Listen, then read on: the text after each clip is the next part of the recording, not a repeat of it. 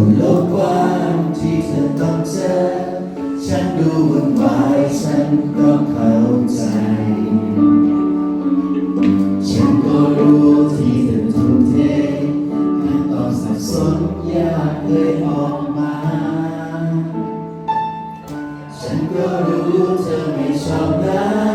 โลกวุ่นวายของผู้ใหญ่นั้นฉันก็รู้อนาคตไกล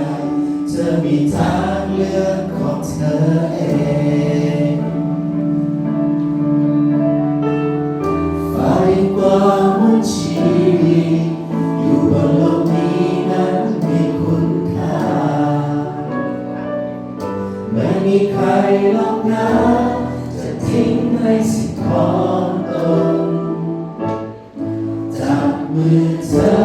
และเดินก้าวไปแต่เส้นทางเธอต้องก้าวเองต้องเลือกทางของเธอเมื่อไรจงฝ่าฟันมุ่งเงียบกันในหัวใจมีสักวันฉันคงต้องไปปล่อยมือเธอ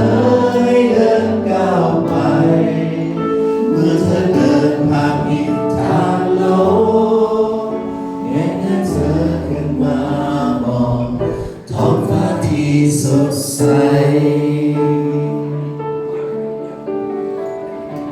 คนละทิศและคนละทางต่างคนต่างไปเส้นทางตัวเอง